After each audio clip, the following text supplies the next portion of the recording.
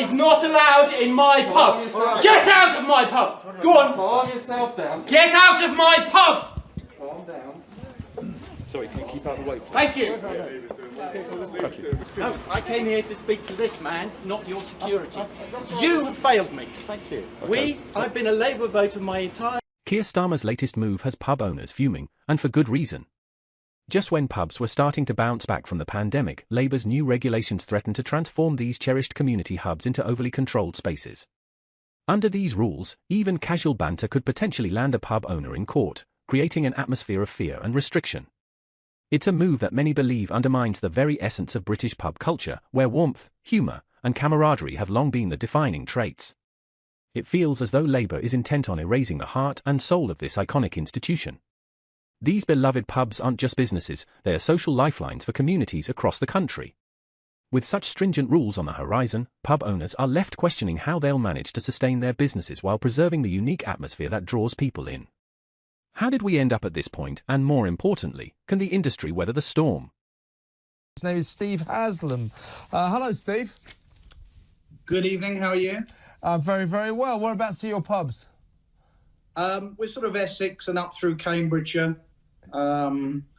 Steve Haslam isn't just any pub owner, he's a seasoned professional with a remarkable portfolio of 8 pubs spread across the East Anglia region. If you've ever wandered through Essex or explored Cambridge, chances are you've come across one of his lively establishments. With years of dedication and hard work, Haslam has built his chain, aptly named AIM Pubs, into a thriving business. Beyond the numbers, Haslam's pubs are vital to the communities they serve. With over 180 employees relying on him, he isn't just running a business, he's sustaining livelihoods. His pubs aren't merely spots for a quick drink, they're cultural hubs where locals come together, whether to relax after a long day or share stories and laughter with friends over a pint. You have failed to be the opposition. You have failed to ask whether lockdown was functioning. Just behind. Can we just Do you understand? Shall we go on in? Thousands of people have died because you have failed to do your job. AIM Pubs has grown into a respectable chain, a notable achievement given the roller coaster of challenges the pub industry has faced in recent years. Between pandemic lockdowns, rising costs, and now fresh regulations that threaten their very existence, Steve Haslam and his team have been in constant survival mode. Yet, despite these hurdles, his pubs have remained steadfast staples in their communities. To Haslam, these pubs are far more than just businesses, they are gathering places where people connect, share stories, and momentarily leave their worries behind. His passion for the role his pubs play in people's lives drives his unwavering commitment to keeping them open and thriving, no matter the odds. Or you, Steve, as a boss of 8 pubs, you'll be responsible for every word that is spoken by your customers in 8 pubs. That's not fair, is it? It's unbelievable. I mean, we can have, 1,000 people pass through the doors of one of... The Worker Protection Act is creating a major stir in the pub industry, and it's easy to see why.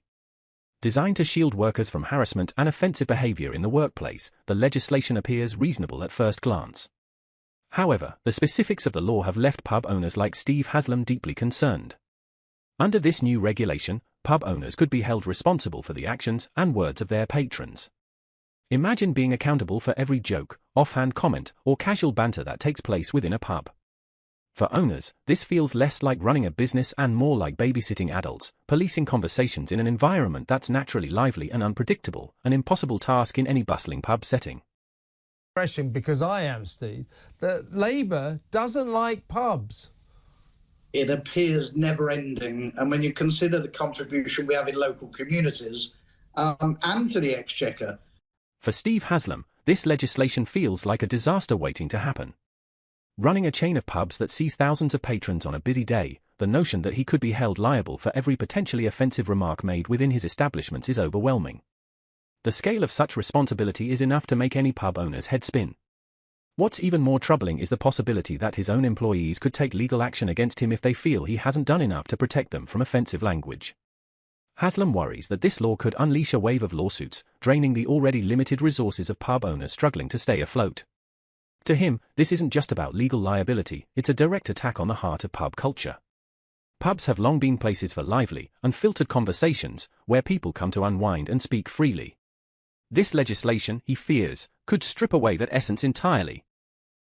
Concern for you, because what it amounts to is if I'm one of your bar staff and I happen to be standing next to or standing behind the bar, and there's a couple of guys, I don't know, sitting there having a pint, telling some racist... The implications of the Worker Protection Act could profoundly reshape the pub experience.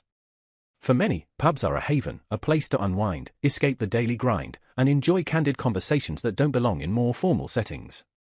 Steve Haslam fears this legislation will force pub owners to police their patrons in ways that stifle the essence of what makes a pub unique. While stepping in to address aggressive or harmful behavior is one thing, monitoring every word spoken within the establishment feels impossible.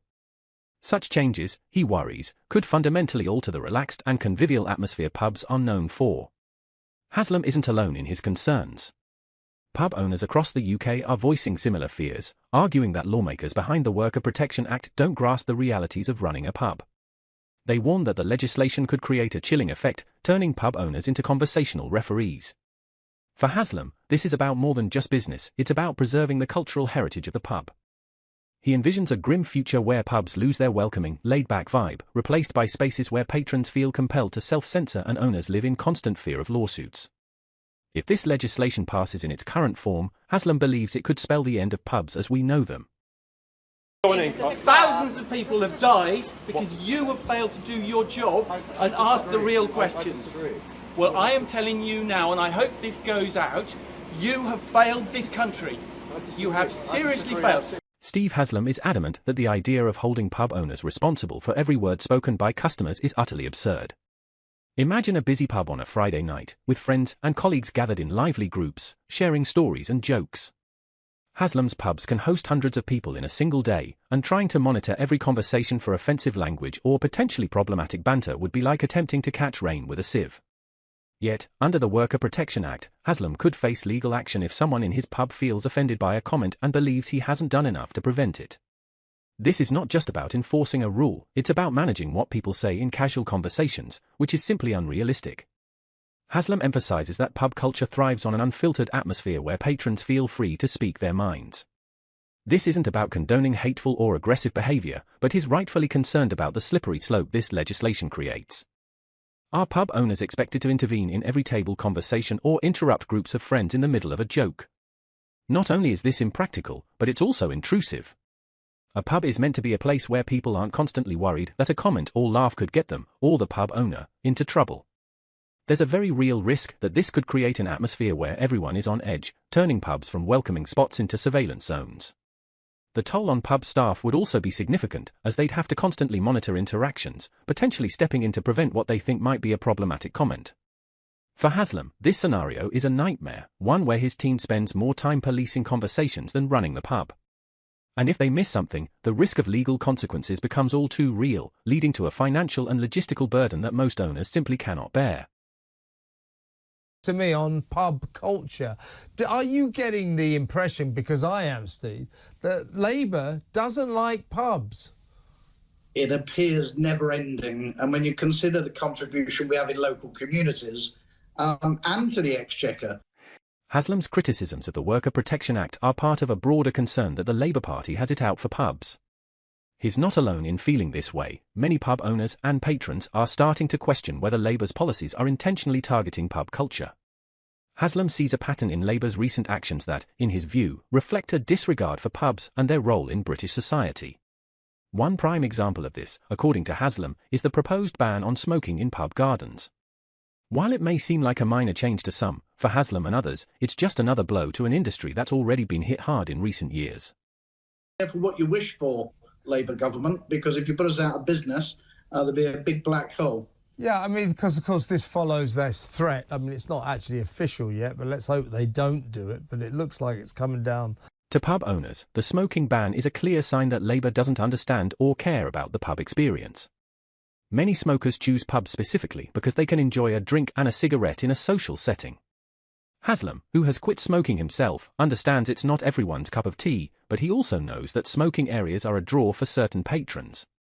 He fears that this ban could drive smokers away, taking their business with them. For a sector that's already been hammered by rising costs, tax pressures, and the pandemic, every customer counts. Losing even a portion of that clientele could push struggling pubs over the edge. Yeah, quite a big chain. I gather you've got about 180 employees. So this Worker Protection Act must be a source of some concern for you, because what it amounts to is if I'm... Haslam and others also feel that Labour isn't recognising the economic importance of pubs. Pubs contribute significantly to the local economy, providing jobs, paying taxes and drawing in tourism. In Haslam's case, his pubs employ around 180 people, and like many others, he pays a hefty share of taxes. It's not just about the revenue directly from alcohol sales, pubs help keep other businesses afloat too, from food suppliers to entertainment. When you start making it harder for pubs to operate, you're also affecting a whole web of economic relationships. Yet, Haslam senses an indifference from Labour towards these realities. The smoking ban isn't the only policy that Haslam believes reflects an anti-pub stance. He points to other restrictions that Labour has floated, such as increased regulations around alcohol licensing and stricter health and safety requirements. While some of these policies might be well-intentioned, Haslam argues that they're often crafted without input from the people who run pubs. He feels that Labour's decisions are based on an idealised view of public health rather than the on-the-ground reality of pub life. In his view, these policies risk undermining the cultural role that pubs play in their communities. Smoking in pub gardens. Now, you know, you go to pubs now, if they haven't got a garden, you'll see people outside the front having a cigarette. If they've got a garden, they go out the back and have a cigarette. I mean, what possible... The proposed smoking ban in pub gardens has sparked quite a debate among pub owners and patrons alike. For many, this is more than just a health measure, it feels like another blow to the already struggling pub industry. Steve Haslam is particularly concerned about this change. He knows firsthand that smoking areas are a big draw for many customers, and banning smoking in pub gardens could end up driving those patrons away. Think about it, for smokers, pubs are one of the few remaining places where they can have a drink and enjoy a cigarette in a social setting. By removing that option, pubs risk alienating a significant chunk of their regular crowd. Can't smoke in anywhere near your establishment. Here's what I'm going to do, Steve. I'm not going to come. So they're attacking your business, aren't they? Yeah, absolutely. There appears no support when you think... Haslam's own experiences highlight how much smoking areas matter to his customers. He acknowledges that while smoking might not be for everyone, it's a choice that many pubgoers value. In Haslam's view, the proposed ban is more than just a minor inconvenience, it's a potential revenue loss. Pubs operate on thin margins, and every customer counts, especially in a post-pandemic world where the industry is still trying to find its feet.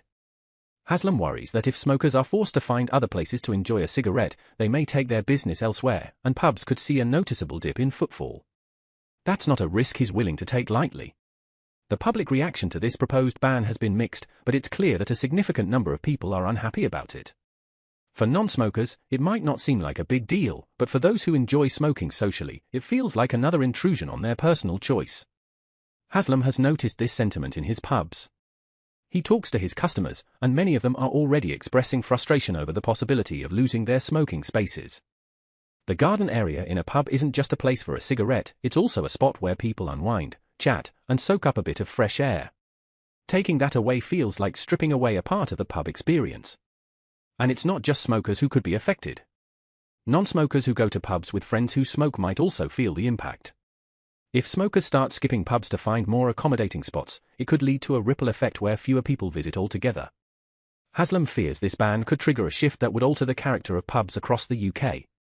Pubs have long been places where people from all walks of life come together, and smokers are a part of that tapestry. Removing smoking from pub gardens could end up making pubs less inclusive and less appealing to a broader audience. Pubs have always been more than just places to grab a drink. In the UK, they are woven into the fabric of society as community hubs where people gather to relax, socialise, and feel a sense of belonging. For Steve Haslam, this cultural importance is what makes pubs worth fighting for. His pubs aren't just businesses, they're gathering places where friends meet, families come together, and communities connect. Haslam believes that pubs play a vital role in fostering community well-being, especially in the wake of the pandemic, which left many people feeling isolated and cut off from their usual social networks. During tough times like the pandemic, pubs provided a semblance of normality and a chance to escape from the stresses of everyday life. Haslam saw firsthand how his pubs became safe havens for people needing to reconnect. It wasn't just about the drinks, it was about finding a place to feel human again, to laugh, and to catch up with people. For many, pubs are the only place where they can afford to socialise regularly, making them essential to mental health and well-being. Haslam feels a strong sense of duty to keep this tradition alive, as he knows how much his patrons value it. But with each new piece of restrictive legislation, Haslam worries that pubs could lose their character and community spirit. He's concerned that if regulations like the Worker Protection Act and the proposed smoking ban keep piling up, pubs could start to resemble controlled environments rather than the relaxed, welcoming spaces they've always been. This would be a loss, not just for pubgoers, but for entire communities. Pubs have long been places where people celebrate milestones, find comfort during hard times, and even form lifelong friendships. Taking that away would leave a gap that other establishments just can't fill. Haslam argues that policymakers need to recognize the social value of pubs. It's easy to see them as just businesses, but they're much more than that. They're a core part of British culture. Restrictive legislation might make sense on paper, but Haslam believes it often fails to account for the human element that makes pubs special. So, what are your thoughts on this? Let us know in the comments below.